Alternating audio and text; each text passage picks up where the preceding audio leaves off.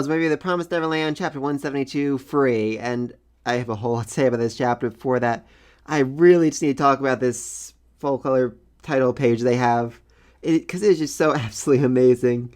It's like a love letter to everyone who's ever read this series, because there's so many little details spread throughout it. I mean, the obvious ones, like Grand Duke Luvis's monkey, or William Minerva's owl, but also just such little things like Connie's little bunny in the corner, the Promise Keeper on Emma's head, William Minerva's pen in the bottom right-hand side. It looks like that's a map of Goldie Pond above it. Just so many little things, and little Mad Petey on the chessboard. That was so cute. I mean, just so many little details from the series. It just all came together. It looks so amazing. I really just love this. It's really just an epitome of everything the series had in it. Everything involved, and just how these three have basically been playing chess against the entire world since day one. It's so perfect, and I so love it.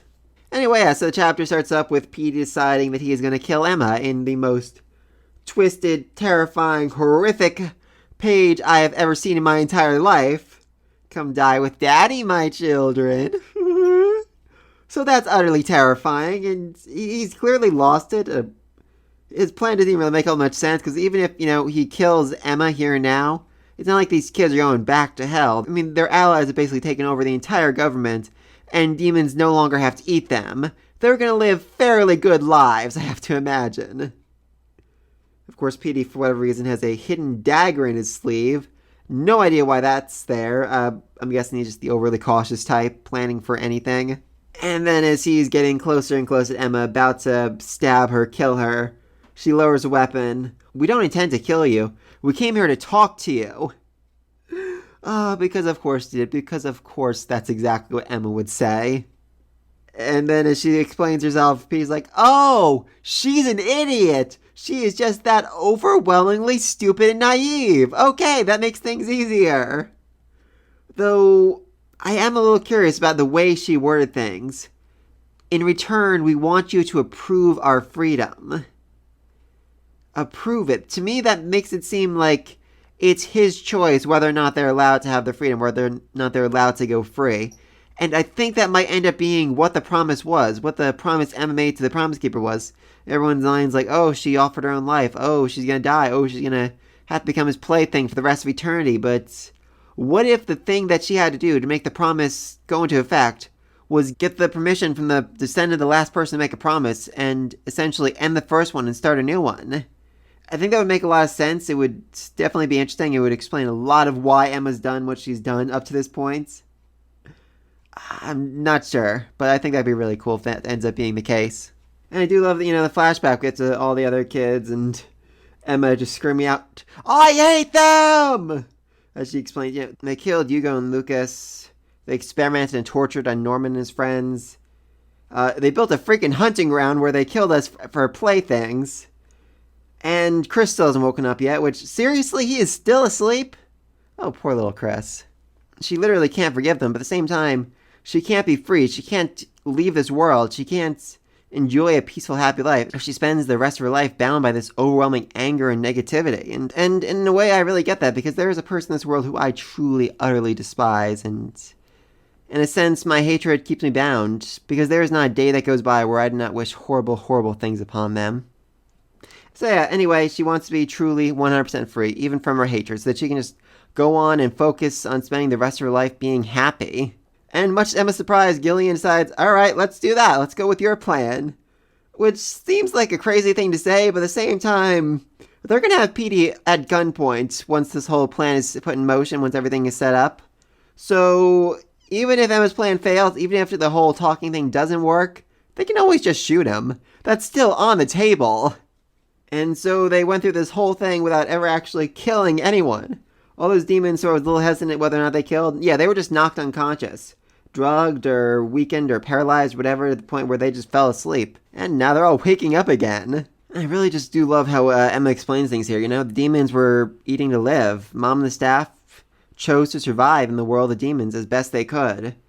Good old Julius, he made the deal because he was sick of war, sick of seeing people dying again and again. And if you think back, this has definitely been the plot progression of Emma's story from the very beginning. When she first hunted with Sonju, she came to understand what it meant to take a life. What it meant to live like the demons, to have to kill in order to survive. Then during that time skip, when she was exploring the demon world, she watched happy demon families, living together, living their lives. Not at all different from how she lived her life with her family. Going to the market, buying human meat just so they can keep on living. I mean, that was her whole motivation for, not wanting to commit genocide against the demons. Because she saw the way they lived. She empathized with them. She understood they were not any different from her.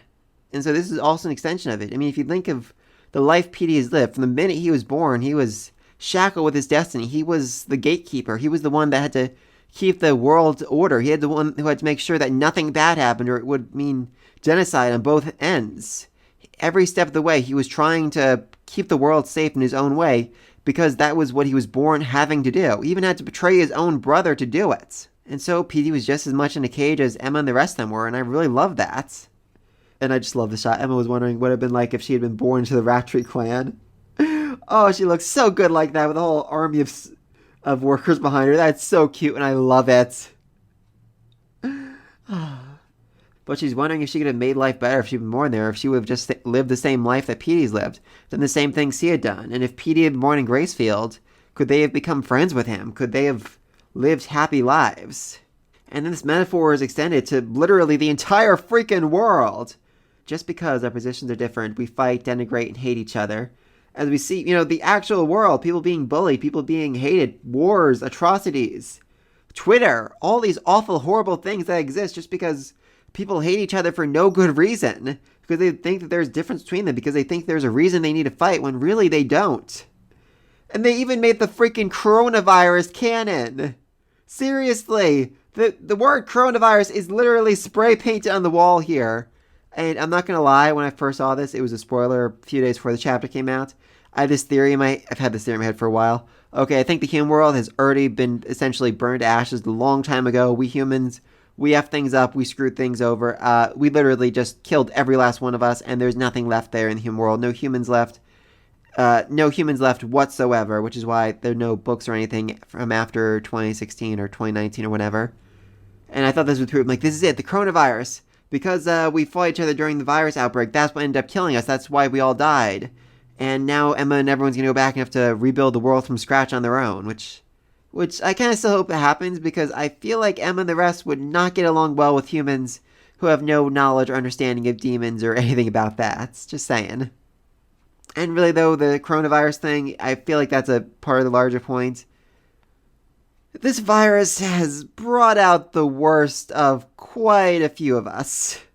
Not all of us. Many of us have, we're volunteering our time. We're staying inside. We're avoiding contaminating people and making sure everyone has what they need, etc., etc. But others, they're really screwing things up. Buying years' worth of toilet paper just in case. Buying $20,000 worth of hand sanitizer just so they can sell it online for double the price. Which, that's just so awful.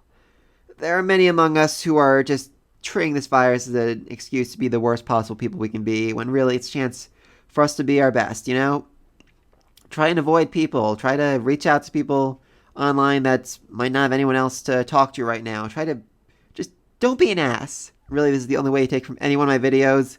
Just for the next couple weeks, do not be an ass.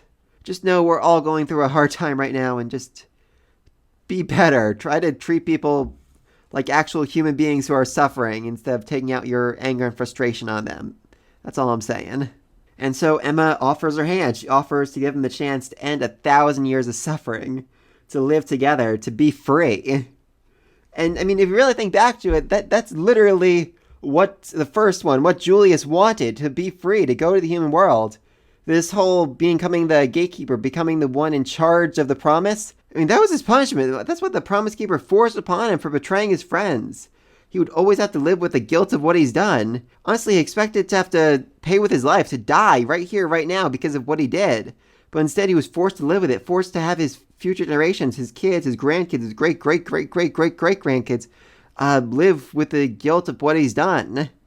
And now Emma's finally giving him the chance. Break the cycle, be free, end things here and now.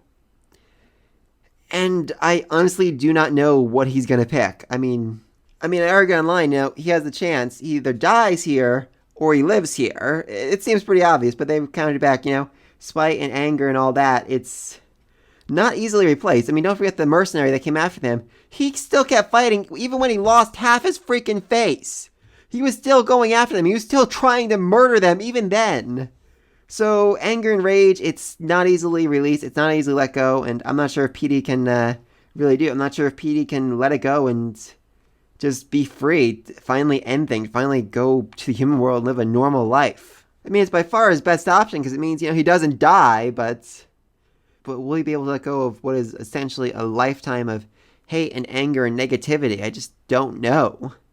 I am hoping next chapter we get like a flashback to his childhood, to his family. I mean, he betrayed his brother's plan to do exactly this, essentially, so I'd love to see it. I'd love to see why he made a decision. If it was hard for him, if it was easy for him, what his thoughts were, what his life was growing up. I'd love to see all of that. But let me know all this down below. Be sure to like, subscribe to the next video. And until then, peace.